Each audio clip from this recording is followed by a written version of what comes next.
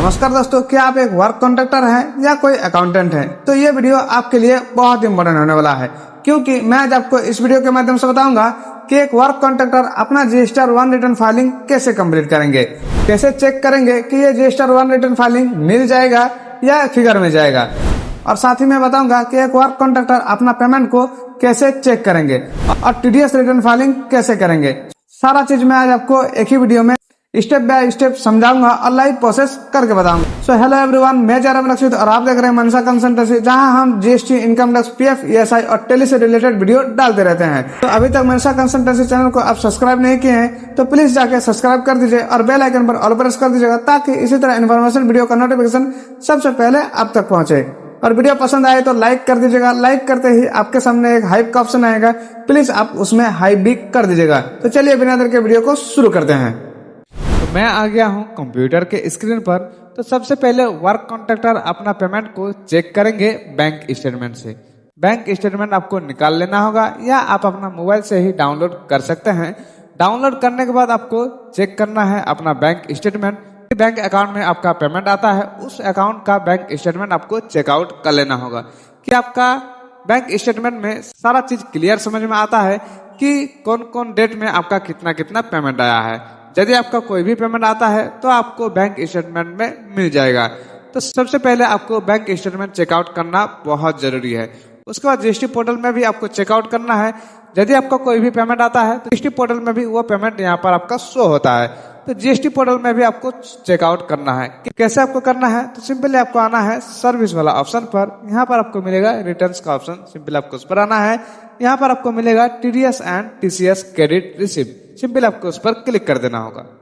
जैसे आप उस पर क्लिक करते हैं, यहाँ पर आपको फाइनेंशियल ईयर सेलेक्ट कर लेना होगा। उसके बाद जो भी महीना में आपका पेमेंट आया है वह महीना यहाँ पर आपको चेकआउट करना होगा। यदि आप मंथली रिटर्न फाइलिंग करते हैं तो आप यहाँ पर मंथ चेकआउट कर सकते हैं। यदि आप क्वार्टरली रिटर्न फाइलिंग करते हैं तो यहाँ पर आपको 3 महीना का चेकआउट करना होगा। तो मैं यहाँ पर क्वार्टरली रिटर्न फाइलिंग करता हूँ, तो मैं यहाँ पर 3 महीना चेक कर लेता हूँ। तो सिंपली सबसे पहले आपको जनवरी चेक करना है। जनवरी पर क्लिक करना है, सर्च वाला ऑप्शन पर क्लिक कर देना होगा। उसके बाद यहाँ पर आपको मिलेगा TDS and TCS credit receipt, simply आपको उस पर क्लिक करना है। जैसे आप उस पर क्लिक करते हैं, यहाँ पर आपको टीडीएस क्रेडिट रिसीप्ट का ऑप्शन मिलेगा, सिंपली यहाँ पर आपको क्लिक कर देना होगा। यदि आपका यहाँ पर कोई भी डिटेल दिख रहा है तो इसका मतलब आपका पेमेंट आया है, कितना अमाउंट आया है, सारा चीज यहाँ पर आपको अमाउंट वाइज दिख जाएगा। यदि यहाँ पर आपको इस प्रकार आ रहा है नो अकाउंट फाउंड, तो इसका मतलब जनवरी महीना में आपका कोई भी पेमेंट नहीं आया है। फिर भी आपको जनवरी महीना का बैंक स्टेटमेंट चेक कर लेना होगा। तो इस तरह कॉन्ट्रैक्टर अपना जीएसटी पोर्टल पर पेमेंट चेक कर सकते हैं। उसके बाद यदि आपको दूसरा महीना का चेक करना है तो सिंपली यहाँ पर आपको टीडीएस एंड टीसीएस डैशबोर्ड पर क्लिक करना है। फिर से आपको फाइनेंशियल ईयर सेलेक्ट कर लेना होगा। उसके बाद फिर से यहाँ पर आपका नेक्स्ट मंथ सेलेक्ट कर लेना होगा, सर्च वाला ऑप्शन पर क्लिक कर देना होगा। उसी प्रकार यहाँ पर आपको TDS and TCS credit receipt पर क्लिक करना है। उसके बाद यहाँ पर आपको टीडीएस क्रेडिट रिसीप्ट पर क्लिक कर देना होगा। यदि यहाँ पर भी आपको कुछ भी डिटेल आ रहा है तो इसका मतलब आपका पेमेंट आया है। और यहाँ पर यदि आपका नो अकाउंट फाउंड आ रहा है तो इसका मतलब है कि आपका फरवरी महीना में भी कोई भी पेमेंट नहीं आया है। इसी प्रकार आपको नेक्स्ट मंथ यानी कि मार्च महीना को भी चेकआउट कर लेना होगा। यदि आपका मार्च महीना में कोई भी पेमेंट आया है तो यहाँ पर आपका डिटेल्स शो होगा। यदि आपका मार्च महीना में भी नो अकाउंट फाउंड आ रहा है तो इसका मतलब आपका कोई भी पेमेंट नहीं आया है। फिर भी आपको बैंक स्टेटमेंट पर चेकआउट कर लेना होगा। यदि आपका कोई भी पेमेंट नहीं आता है तो आपको टीडीएस रिटर्न फाइलिंग करने की जरूरत नहीं है। टीडीएस रिटर्न फाइलिंग उस केस में किया जाता है यदि आप पेमेंट आ रहा है तो आपको टीडीएस रिटर्न फाइलिंग करना है, नहीं आया है तो आपको टीडीएस रिटर्न फाइलिंग करने की कोई जरूरत नहीं है। टीडीएस रिटर्न फाइलिंग नहीं करना है तो अब आपको क्या करना होगा? तो आपको जीएसटी 1 रिटर्न फाइलिंग करना है। जीएसटी 1 रिटर्न फाइलिंग आपको कैसे करना है चलिए मैं आपको बता देता हूँ। तो सिंपली आपको फिर से आना है डैशबोर्ड वाला ऑप्शन पर। जैसे आप डैशबोर्ड वाला ऑप्शन पर आते हैं, यहाँ पर आपको मिलेगा फाइल रिटर्न्स का ऑप्शन, सिंपली आपको उस पर क्लिक करना है। उसके बाद यहाँ पर आपको फाइनेंशियल ईयर सेलेक्ट कर लेना होगा 25-26। उसके बाद यहाँ पर आपको 4th क्वार्टर सेलेक्ट कर लेना होगा और उसके बाद यहाँ पर आपको पीरियड में मार्च महीना सेलेक्ट कर लेना होगा, सर्च वाला ऑप्शन पर क्लिक कर देना होगा। तो यदि आपका बैंक स्टेटमेंट में भी कोई भी पेमेंट नहीं आया है और टीडीएस में भी आपका कोई भी पेमेंट शो नहीं हो रहा है तो आपको जीएसटी 1 नील रिटर्न फाइलिंग करना होगा। जीएसटी नील रिटर्न फाइलिंग करना बहुत ही आसान है। कैसे करना है मैं आपको बता देता हूँ। तो सिंपली जैसे आप सर्च वाला ऑप्शन पर क्लिक करते हैं, यहाँ पर आपको GStar 1 का ऑप्शन मिलेगा, सिंपली यहाँ पर आपको क्लिक कर देना होगा।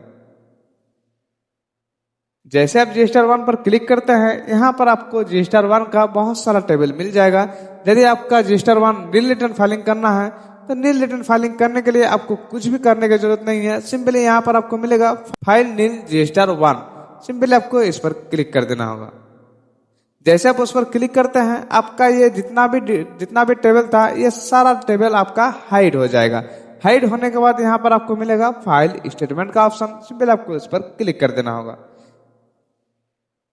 जैसे आप फाइल स्टेटमेंट पर क्लिक करते हैं, यहाँ पर आपको चेकबॉक्स मिलेगा, चेकबॉक्स पर क्लिक करना है। ऑथराइज सिग्नेचर पर यहाँ पर आपको सेलेक्ट कर लेना होगा। उसके बाद यहाँ पर आपको फाइल विद EBC पर क्लिक कर देना होगा।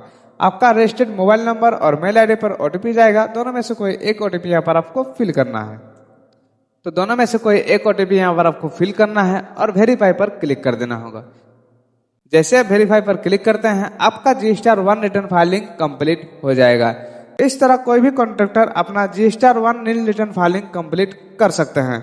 आई होप इस वीडियो में आपको सारा चीज समझ में आ गया होगा। यदि आपको इसमें कुछ भी डाउट होता है तो कमेंट सेक्शन में कमेंट कर सकते हैं। कमेंट का रिप्लाई मैं जल्दी देने का कोशिश करूंगा। और इसी तरह इन्फॉर्मेशन वीडियो पाने के लिए हमारे चैनल मनसे कंसल्टेंसी को अभी तक सब्सक्राइब नहीं किए हैं तो प्लीज जाके सब्सक्राइब कर दीजिए और बेल आइकन पर ऑल प्रेस कर दीजिएगा, ताकि इसी तरह इन्फॉर्मेशन वीडियो का नोटिफिकेशन सबसे पहले आप तक पहुंचे। और वीडियो पसंद आए तो लाइक कर दीजिएगा। लाइक करते ही आपके सामने एक हाइप का ऑप्शन आएगा, प्लीज उसमें आप हाइप भी कर दीजिएगा। आशा करता हूँ आप हाइप पहले ही कर दिए होंगे। फिर मिलते हैं हम लोग नेक्स्ट वीडियो में, तब तक के लिए जय हिंद, वंदे मातरम, थैंक यू।